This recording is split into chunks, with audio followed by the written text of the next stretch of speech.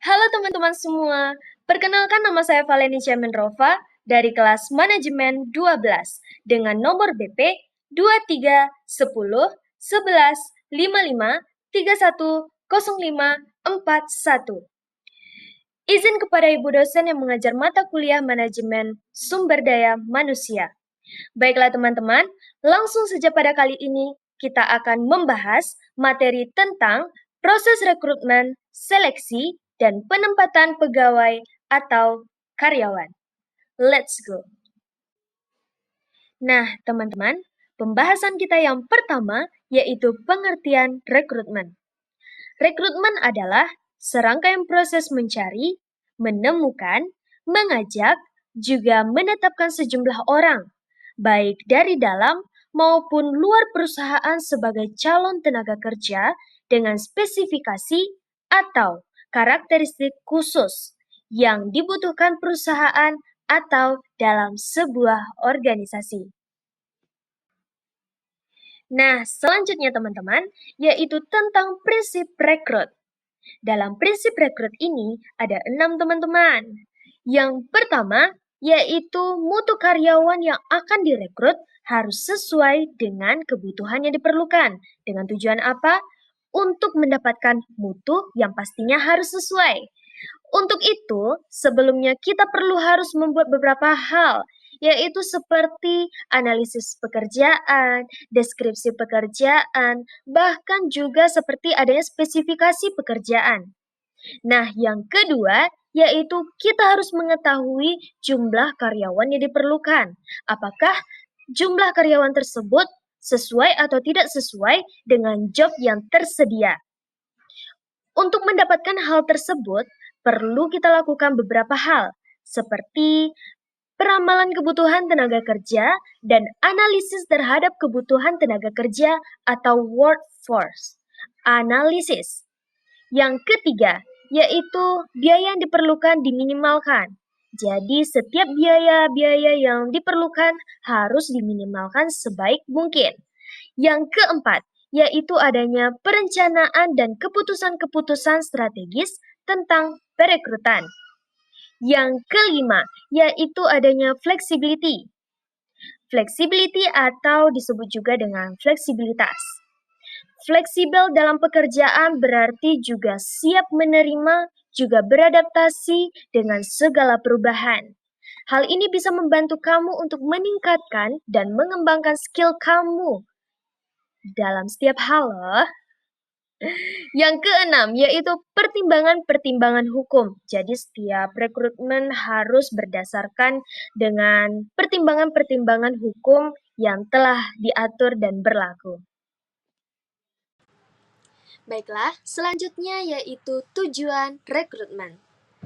Menurut Amirullah dan Anafi pada tahun 2002, pada halaman 131, bertujuan untuk menyediakan tenaga kerja yang cukup agar manajer dapat memilih karyawan yang memenuhi kualifikasi yang mereka perlukan. Nah, dari tujuan tersebut, ada pun tujuan-tujuan yang lainnya seperti yang pertama, mendapatkan karyawan yang pastinya berkualitas. Yang kedua, membangun tim yang kuat. Yang ketiga, meningkatkan produktivitas dan kinerja. Yang keempat, mendukung pertumbuhan bisnis. Nah, itulah yang harus dikembangkan oleh perusahaan tujuan-tujuan yang berkualitas. Nah, selanjutnya yaitu metode rekrutmen. Metode rekrutmen dibagi menjadi dua. Yang pertama yaitu metode rekrutmen dari dalam atau rekrutmen internal.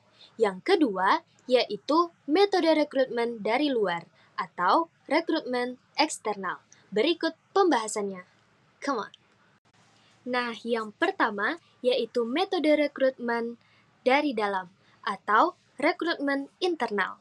Rekrutmen internal adalah proses pengisian lowongan pekerjaan di dalam suatu perusahaan dengan mempertimbangkan karyawan saat ini yang mungkin cocok untuk posisi tersebut. Metode rekrutmen dari dalam atau rekrutmen internal meliputi yang pertama, penempatan kerja, yang kedua inventaris keahlian, yang ketiga penawaran pekerjaan, dan yang keempat rekomendasi karyawan. Nah, yang kedua yaitu metode rekrutmen dari luar atau rekrutmen eksternal. Rekrutmen eksternal adalah metode perekrutan yang dilakukan oleh suatu perusahaan untuk mencari tenaga kerja dari luar perusahaan. Metode ini dilakukan ketika perusahaan tidak memiliki karyawan internal yang cocok dengan tujuan untuk mengisi posisi yang dibutuhkan. Rekrutmen eksternal dapat dilakukan dengan berbagai cara, meliputi seperti bekerja sama dengan lembaga pendidikan seperti sekolah atau kampus vokasi. Yang kedua, memasang iklan lowongan kerja di media cetak, portal pencari kerja, ataupun situs web. Yang ketiga yaitu pada agen pemerintahan dan swasta. Nah, selanjutnya yaitu adanya prosedur rekrutmen. Menurut Niti Semito tahun 1996 pada halaman 49 sampai 50 menjelaskan bahwa prosedur penerimaan tenaga kerja melalui langkah-langkah sebagai berikut. Yang pertama, mengajukan surat lamaran yang disertai dengan lampiran persyaratan yang dibutuhkan.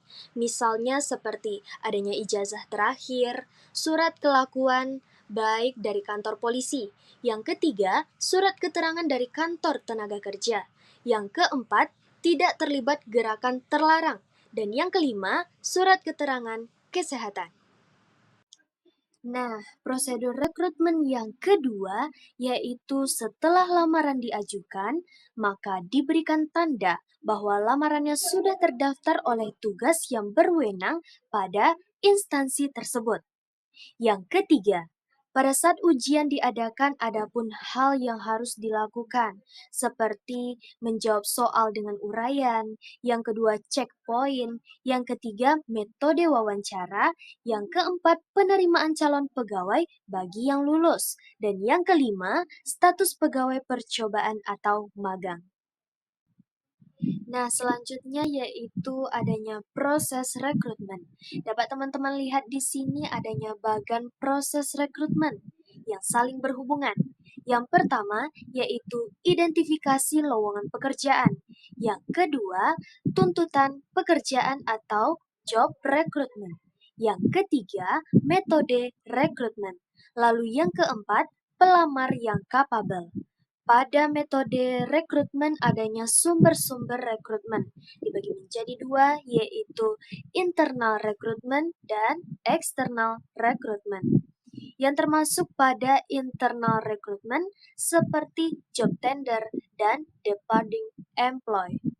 Yang termasuk pada external rekrutmen seperti walk-in dan write-in. Lamaran berdasarkan informasi orang dalam. Yang kedua yaitu iklan. Yang ketiga, deponakar. Yang keempat, perusahaan penempatan tenaga kerja. Yang kelima, perusahaan pencari tenaga kerja. Lalu adanya institusi lainnya seperti lembaga pendidikan, organisasi profesi, serikat pekerja, organisasi militer, program pemerintah, temporary help firm, less employees, open house, and international recruiting. Nah, teman-teman, dalam proses rekrutmen juga ada tantangannya loh, dengan beberapa hal seperti dalam organisasi. Yang pertama, kebijaksanaan pemberian kompensasi. Yang kedua, status dari pegawai. Yang ketiga, perencanaan sumber daya manusia. Yang keempat, tuntutan tugas yang kelak akan dilaksanakan. Hal berikutnya seperti kebiasaan para pencari kerja. Yang pertama, mencari informasi secara online. Yang kedua, menyesuaikan CV dan surat lamaran. Yang ketiga, mempersiapkan diri untuk wawancara. Yang keempat, menggunakan jaringan pribadi. Yang kelima, mengikuti pelatihan atau kursus. Yang keenam, menjaga reputasi online.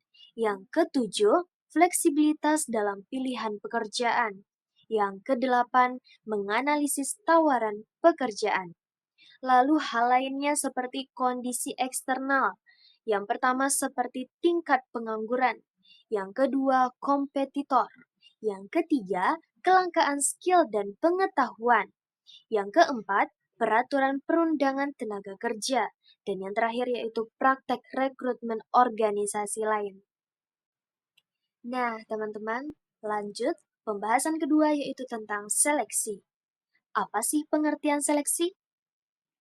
Seleksi adalah proses memilih pelamar sampai dengan memutuskan pelamar mana yang diterima atau ditolak untuk menjadi pegawai.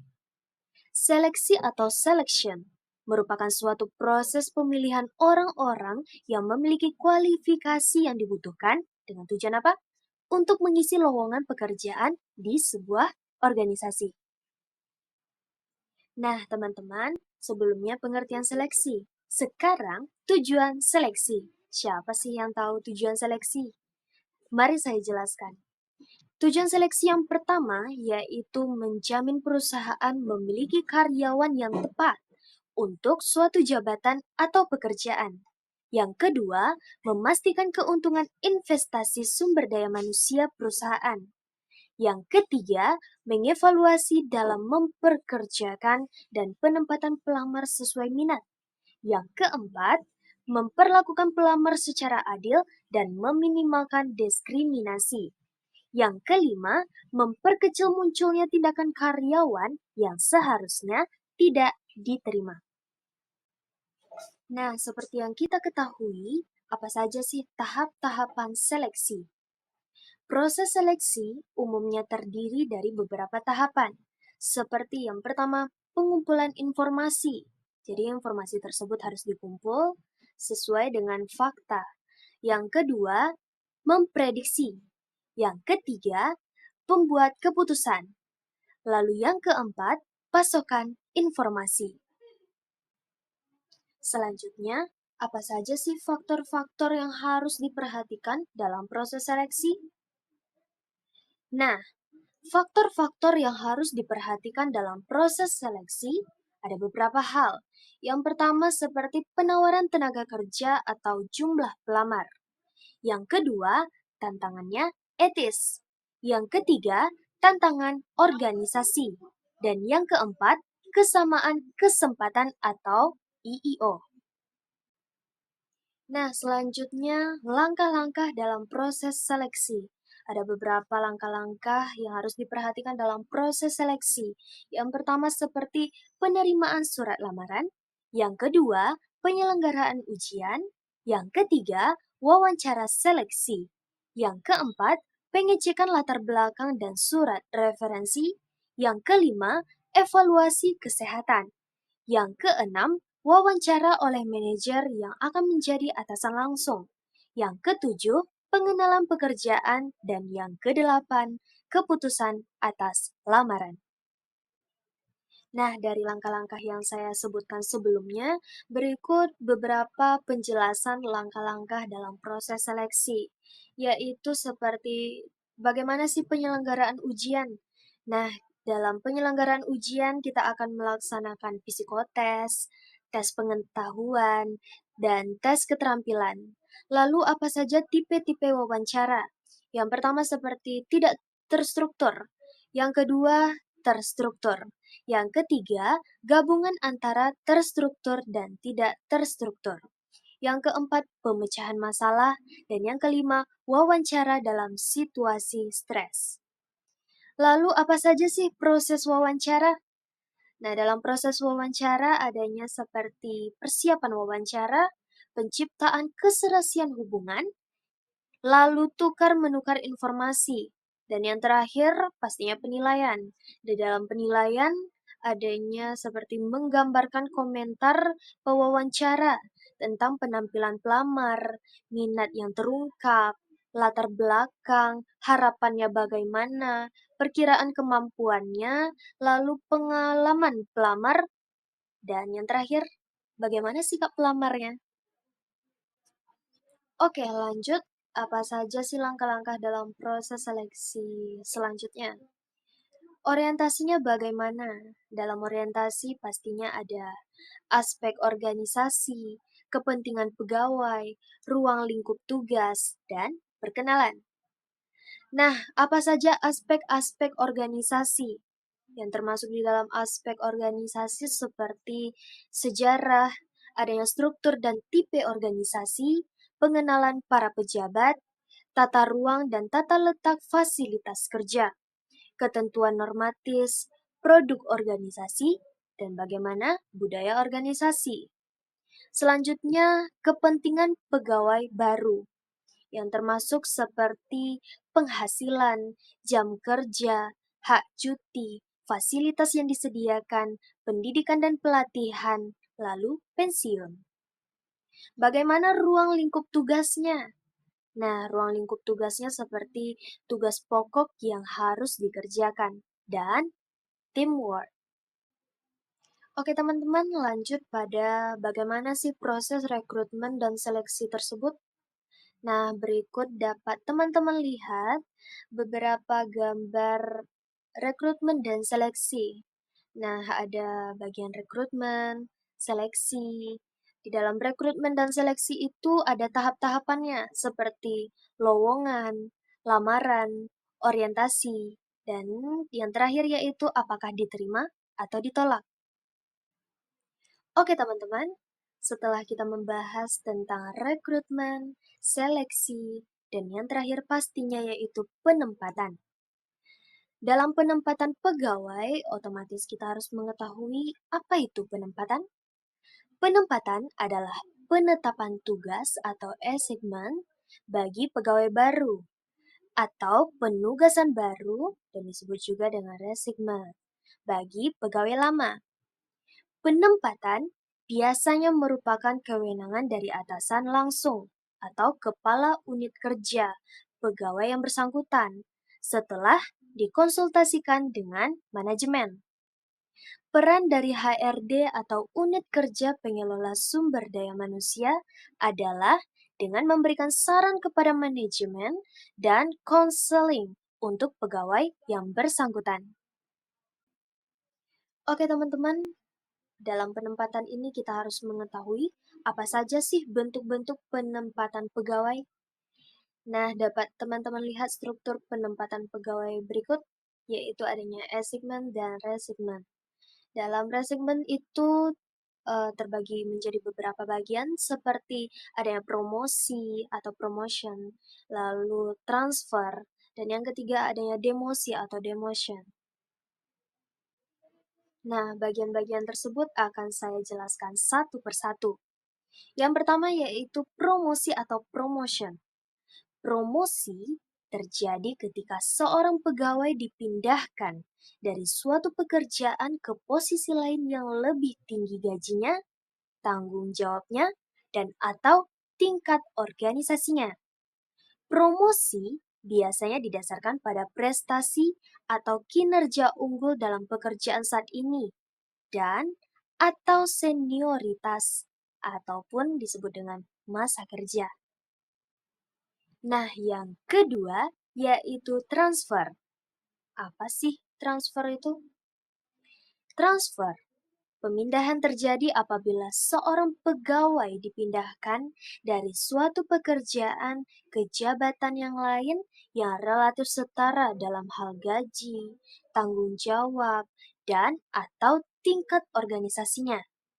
Transfer mempunyai manfaat bagi pemegang pekerjaan. Alasannya karena apa? Karena pengalaman tersebut dapat memberikan seseorang keterampilan baru dan perspektif yang berbeda. Selanjutnya yang ketiga, yaitu demosi. Mengapa demosi terjadi? Demosi terjadi ketika seorang pegawai dipindahkan dari suatu pekerjaan ke posisi lain yang lebih rendah gajinya, tanggung jawabnya, dan atau tingkat organisasinya. Penurunan pangkat jarang memberikan hasil positif bagi individu. Biasanya berhubungan dengan disiplin, kinerja pekerjaan yang buruk, bahkan perilaku yang tidak pantas. Nah, selanjutnya, apa sih faktor yang mempengaruhi penempatan karyawan? Dengan beberapa hal seperti pertumbuhan perusahaan. Dalam pertumbuhan perusahaan, terjadinya pengisian posisi pekerjaan baru, baik melalui promosi pegawai yang sudah ada atau yang baru sama sekali.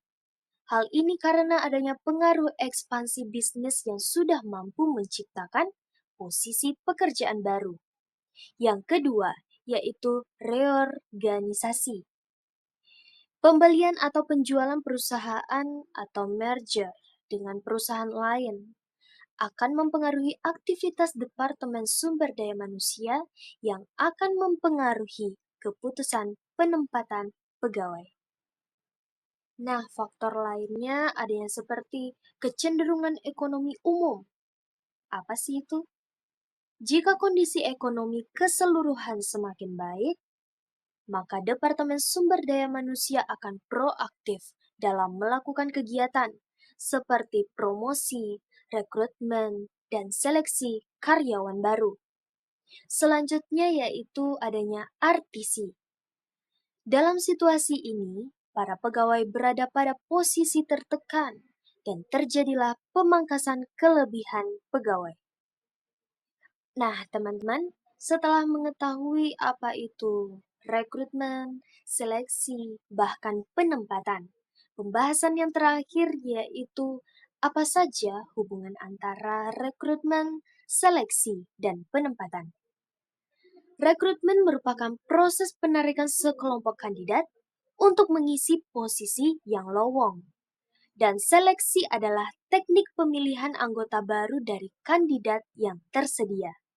Sedangkan penempatan merupakan serangkaian langkah kegiatan yang dilaksanakan untuk memutuskan apakah seorang pelamar diterima atau ditolak, tetap tidaknya, atau adanya rolling kerja. Seorang pekerja yang ditempatkan pada posisi-posisi tertentu yang ada dalam suatu perusahaan atau organisasi. Baik teman-teman semua, sekian dari hasil penjelasan materi saya pada kali ini, yaitu tentang proses rekrutmen, seleksi, dan penempatan pegawai atau karyawan. Semoga penjelasan materi yang saya jelaskan pada kali ini bisa berguna dan bermanfaat bagi kita semua. Jika ada kesalahan kata, mohon dimaafkan. Sekian dan terima kasih.